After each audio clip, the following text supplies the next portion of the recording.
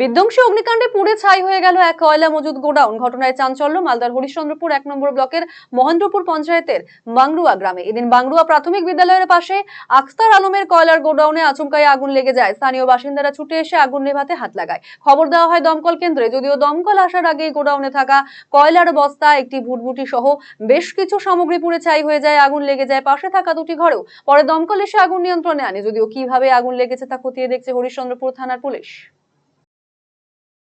বাংলা গ্রামে প্রাইমারি স্কুলের পাশে আখতার আলম মানে বিহারি নামে পরিচিত, তার কয়লার গোডাউন ছিল। তারপরে খড়ের আর কিছু বাড়ি ছিল, সেখানে আগুন লেগে যায়। দমকল আসে, দমকলের প্রচেষ্টায় আগুন নেভানো হয়।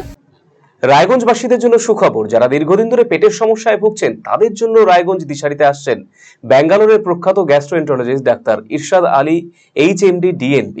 এখন থেকে প্রতি মাসে নির্দিষ্ট দিনে ডাক্তারবাবুকে দেখাতে আজই যোগাযোগ করুন দিশারি হেলথ কেয়ার উকিলপাড়া রায়গঞ্জ শাখায়। যোগাযোগ করুন 7477785509 এই নম্বরে এবং 7477785512 এই নম্বরে।